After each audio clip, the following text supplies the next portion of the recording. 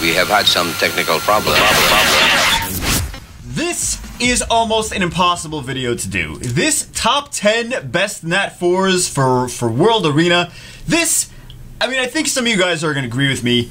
It's almost impossible to say which NAT 4's are almost always better than other ones for World Arena, where you don't know what the opponent has, you don't know what they're picking. I wanted to do this video, but oh my god, it's really hard to say when you don't know what team you're going into. Like when you're going into Arena, you're like, oh yeah, for offense, Galleon, Lucian, you know, it's really easy to say who is the best. When you're going in World Arena, where you can pick and ban and things are randomly changing based on, and you don't know, there's not like a meta for like, oh, this is Arena offense teams and this is Arena defense teams. It's just random. You don't know what's going on, right? You have no idea who the opponent even has, what kind of team they're going to use, if they're going to use like a double immunity team with like lots of shields, if they're going to use an aggressive team with like a speed leader, attack gauge buffers, and nukers. It's really hard to make a top 10 list that's really accurate based on what everyone could be using different things. Everyone. So I mean, there's almost an infinite list of runners-up for this top 10. It's crazy. I know you guys are saying, shut up, Jubei, go get to the top 10 so we can argue with you and disagree with you. Honestly, a lot of these picks I disagree with myself, and I disagree with the other people that I was talking to about them. I did get this. I got some commentary from. Not commentary, but I was talking to a couple really high-level World Arena players, NAT 5 Arena players. These are NAT 4's though, NAT 4's that can hold their own in this NAT 5. Basically, I like to call it NAT 5 Arena because the NAT 5's reign supreme, especially here, more so than anything else. You could take a bunch of NAT 5's into NAT 4's into like regular Arena and do fine, 3 and 4 star monsters. But in this, the NAT 5, just better stats overall. Cooldowns are a little bit better, scaling is a little bit better, so really NAT 5's do reign supreme in this World Arena, but these NAT 4's are a little bit, some of these are a little bit too strong, some of these are, I mean, don't nerf them, ComTwist, please, don't nerf them. Don't nerf them, because whichever we have, we don't want it to nerf. Unless they beat us, then we want them to be nerfed, of course. But overall, I did take input from the high-level players that I do know. I also took a lot of input from, I was watching a lot of different high-level, Guardian-level World Arena fights because I needed to get a comprehensive kind of list together for this is what's working, this is what's not working. So you're going to see that's the way. Yes, I'm finally pointing in the right direction. You're going to see there, I'm going to include some clips of some very high-level play with some of these monsters. Runners-up, God, there's so many. There's so many. Chasoon, Delphoy, Mahale. Personally, I love Mahale. She's one of the monsters when I'm taking it seriously, I use her a lot. Mahale, the light sylphid. She's not on the list, but one of my personal favorites. Delphoy, another one of my personal favorites. Amduat, which is an amazing monster, but again, things like Amduat, not very, not great picks. Some people say that they're super amazing, but not the best pick when your opponent's running double immunity. Amduat really isn't that amazing against that team. So it is very situational. Ikares, which has wrecked me before, didn't make it to the top 10 though. Ikares is the Dark Sylphid. We have Grego, which I think is a great monster. Molly, which is a great monster. Kamoon, which is a gret monster. Kamoon almost made the list, but he just barely didn't make it. Ashubel, Chloe. There's actually a lot of Chloes in high-level play. Sonnet, which not too many people built, but I still think she's really good. Dover, Malaka, which we saw some Malaka in some crazy fights with Malaka wins. But again, if the opponent's running double immunity, it really is situational. Sometimes Malaka really doesn't do too much. Faye, which I think is great, but she doesn't always ignore defense, right? It's random. But I think Faye is awesome for World Arena, and Huadem as well. Those are all honorable mentions. Those, depending on depending on what fight you're going into, right? Depending on what fight you're going into, depending on what other things that you have. Those are all strong contenders that should have been, you could argue that they should have been on the list, and I'm not going to disagree because, like, they're really great monsters. There's other monsters, too. I mean, the list could go on even longer, especially with some of the crazy light dark monsters. Anyway, let's start off with 5 minutes and not even get into the list yet. Let's start with number 10. Number 10, Vertiheal. There is nothing like, and he's a different type of build for World Arena. Different type of build, more tanky build. You don't want him to just die super easily, but nothing like increasing the attack bar of your entire team. I don't have to tell you guys how amazing that is, right? Some people run their Vertiheal super tanky with high HP, high defense, super speedy, sometimes even on triple revenge. I've seen triple revenge Vertiheals, but I mean, Vertiheal can turn the tides in your way, one way or another. Amazing, can turn the tides of a match. Really ridiculous. Vertiheal, solid contender. I know some people that rely on him heavily to get where they are in World Arena. So he's absolutely a contender for number 10 spot on the list. Absolutely. Number 9, Frigate. I know some people that Frigate is half of their entire, they're like super fast Frigate. Half their strategy for World Arena is just based on that. What I think Frigate brings to the table, not just about his speed and his attack gauge buff, it's a 50% attack gauge buff. So you don't even need a speed sync that well to get it done. You do need the other monsters to go with it, of course. You need a stripper, but lots of people bring strippers into real-time arena anyway. But stripper is very important to bring with Frigate because there's a lot of Wilderines in World Arena. In high-level World Arena, there's a lot of Wilderines, right? But the great thing is actually his second skill is good. His base speed is good. So if you're matched up, if you got the same as an Orion, he's still going to go faster than the Orion. You're going to outspeed the Orion. So his base speed is good. Second to Bernard, but Bernard doesn't have a huge attack gauge increase, right? So Frigate's attack gauge increase is actually a little bit better. I do like Bernard. He's not a 4-star. He's not even on list, Bernard.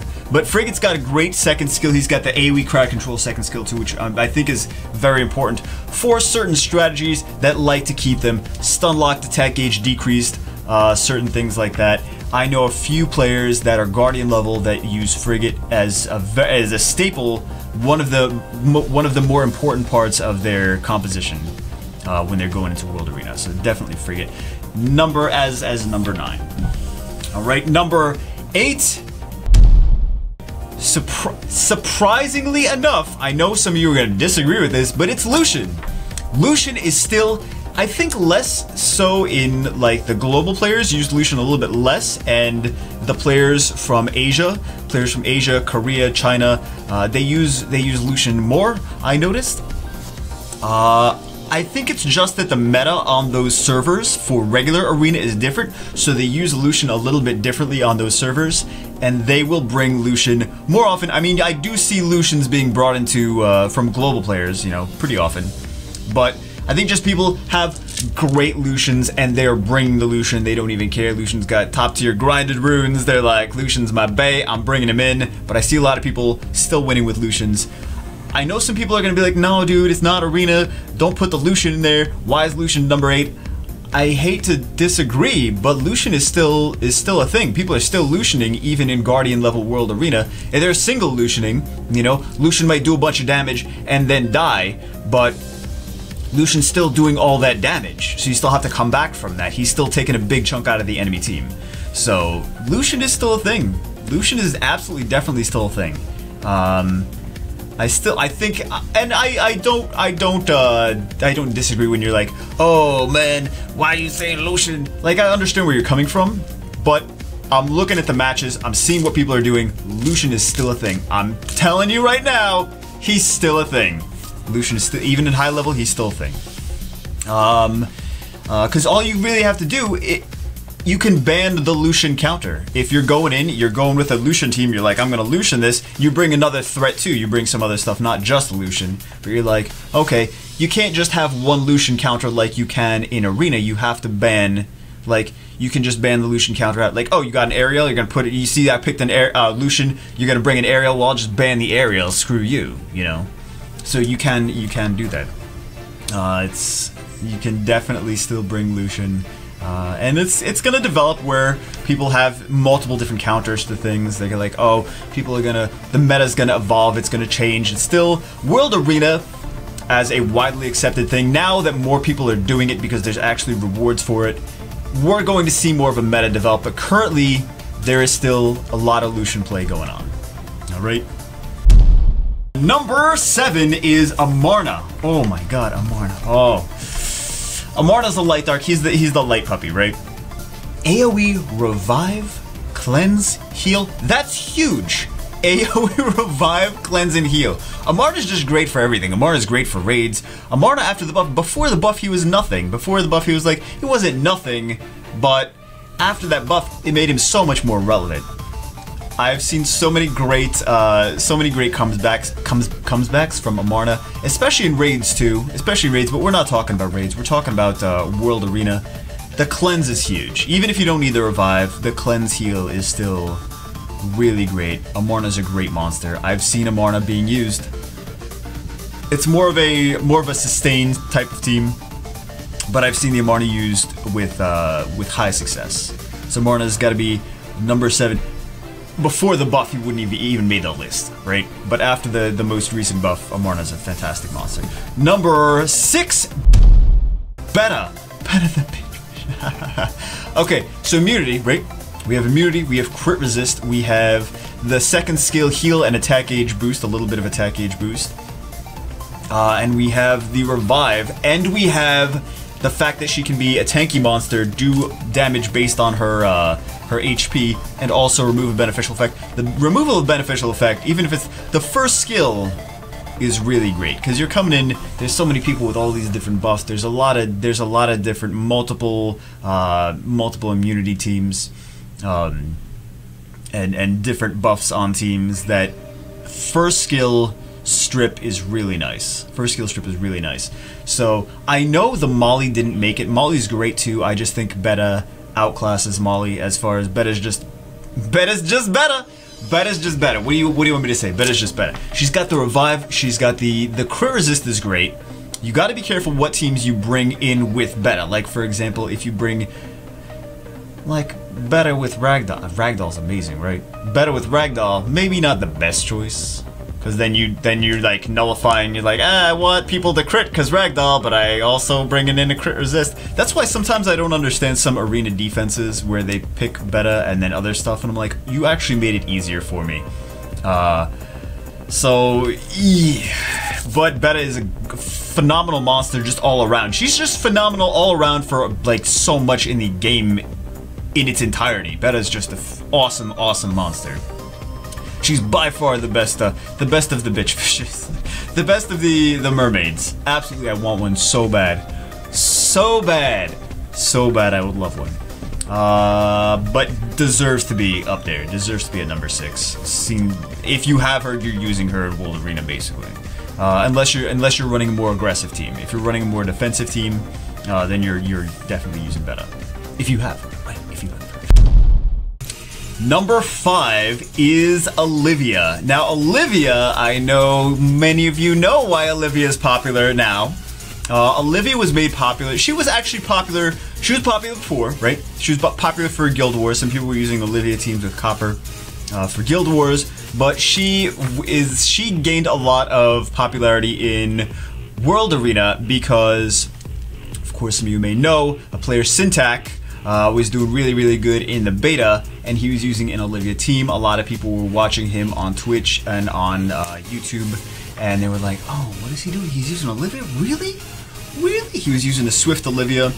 And the cool thing about Olivia is she has a single target cleanse and attack gauge buff like Konamiya does. Attack gauge boost. So she can pick, like, okay, well, I have Olivia. Some of my monsters are stunned because World Arena, a lot of stuns going around, a lot of CC. So my monsters are stunned. Let me decide who do I need, kind of play by ear, and decide what kind of monster skills do I need to counter whatever they're doing right now, and then research them and cleanse them as well to make sure that they get their turn next to do whatever. So it's kind of a flexible monster. She can do herself if she needs to do her third skill again, and then do the buff, the defense buff. Defense buff is a great, is a lot of defense scaling for the more sustained type team, especially with some of these crazy archangels that people have going around. Oh my god, don't even get me started. Don't even get me started with the crazy archangels.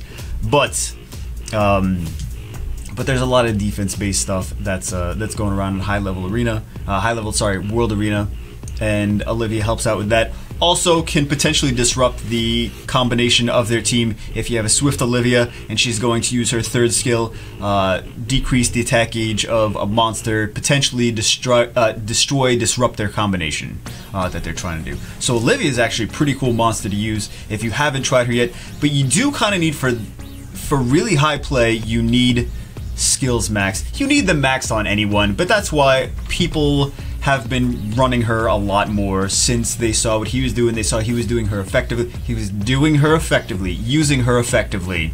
But she gained a lot of popularity from this. We wouldn't see as much play. You know what? It's kind of a snowball effect, right? She's up here because one player did really, really well with her.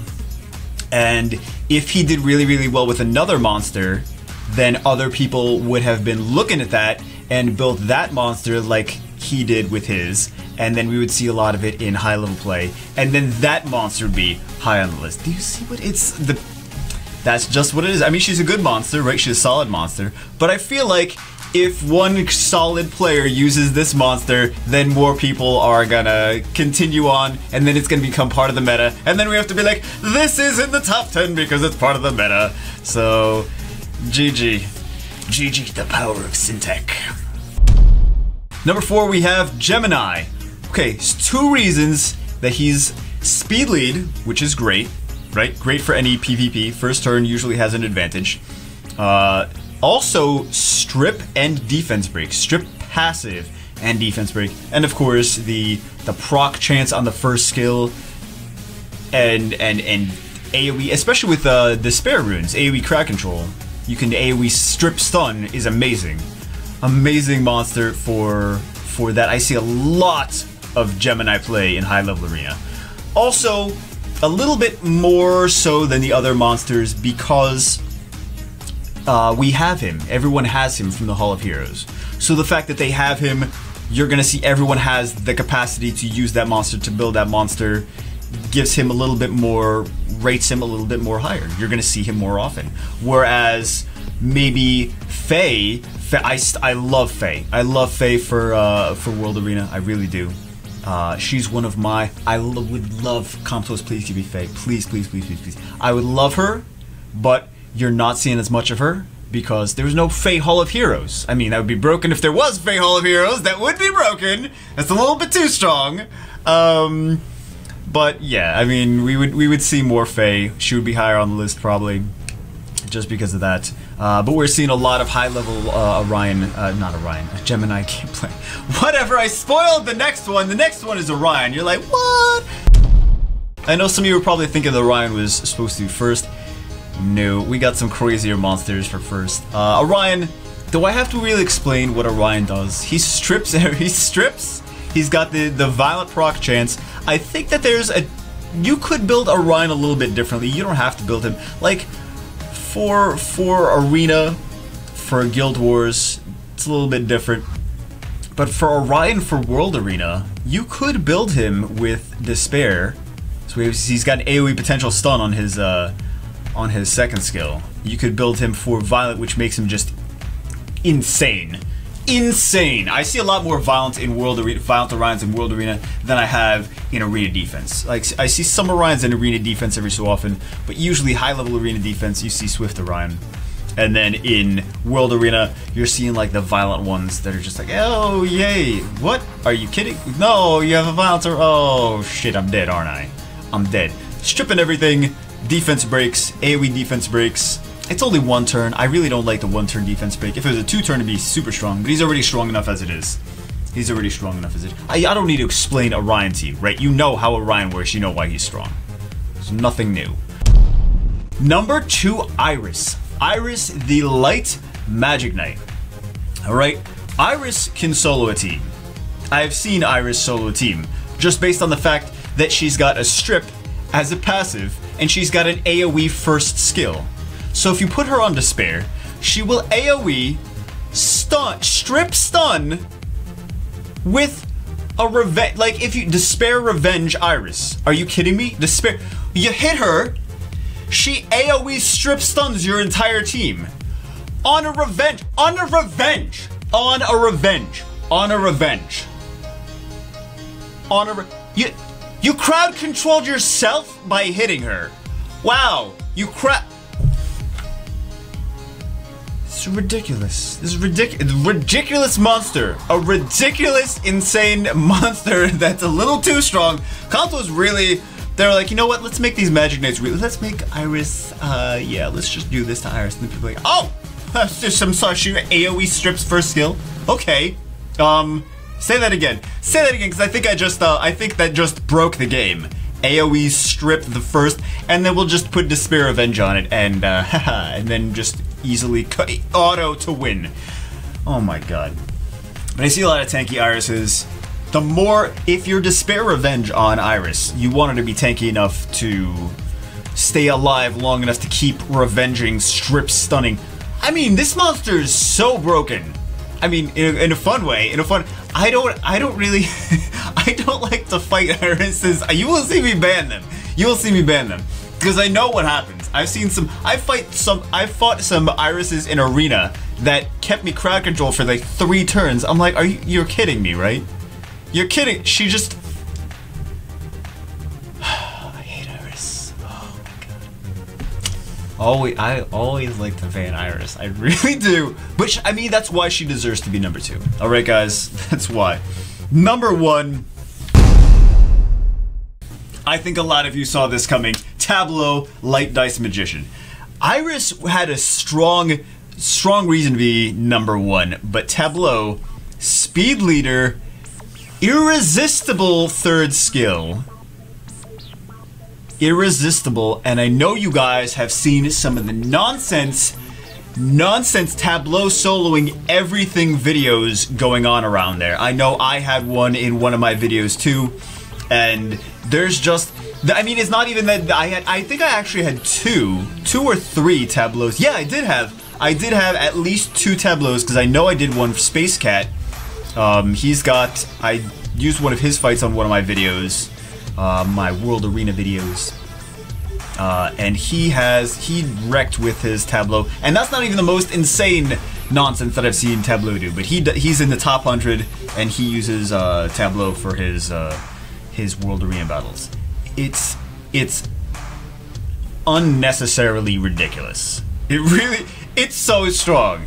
It's so strong. And then the fact that he'll just, especially on Violent, right? Like, I think he has his speed, defense, HP, really tanky overall stats, really fast overall. As soon as he gets a turn, he's gonna buff he's gonna reduce everyone's attack gauge, right? Everyone's attack gauge down to 0, both yours and your opponent's, and then buff your team's speed so that they all go next anyway. It's insane. It's insane. And then he violent procs too. And he violent procs. And he violent procs. And he violent procs, and then his skills give him extra time. I mean, and then he'll just outspeed you because he'll give himself the speed buff, right? It doesn't, I mean, it's ridiculous. It is absolutely ridiculous nonsense. If you see a Tableau fight, you won't even believe what you just watched. You'll be like, F my life. What was that? F my life. That actually happened? This is in the game? This is a fair game? This is in the game? Okay, can I get that monster? If not, I'm never gonna make it high level in this game, in this World Arena. Super OP. Better than many of the NAT 5s. Better than most of the NAT 5s, actually. Seriously. Iris 2. Better than most of the NAT 5s. Tableau, better than most of the NAT 5s. For World Arena in this game. Not joking, not exaggerating. Seriously, though. Seriously. Anyway, guys, that's the top 10 NAT 4s for World Arena. Let me know in the comments below if you want me to do the NAT 5s, NAT 3s, and even the NAT... Should we even do that? No one's gonna watch a NAT 2s. Top 10 NAT 2s for Live Arena. For Live World Real-Time Arena, NAT 5 Arena. There's so many names for the damn thing at this point. Hope you guys enjoyed the video. I know some of you are going to disagree with me. You're going to be like, oh, Jubagle, Delphoy should have been on there, Chasoon should have been on there, Amdua should have been on there, Molly should have been on there. Dude, dude, I totally understand. Depending on the situations, I totally get where you're coming from. No worries here. I totally understand. I totally understand what you mean. It's really hard to make a list of 10 monsters when the situation keeps changing on the fly, depending on who you're fighting and what monsters you ban, what monsters they ban, right? It's definitely, I agree with you. I understand what you're saying. But this is overall, this is at least a solid list based on the fights that I've seen. Super high level play, fights that I've seen. And overall value. I mean, Tableau's going to have value everywhere. Iris is going to have value everywhere. She even has a heal with the passive. Orion's always going to have value. You know, these are monsters that just have value overall no matter what the opponent brings. So anyway, hope you guys enjoyed the video. I will see you as always, in the next one. We have had some technical problems.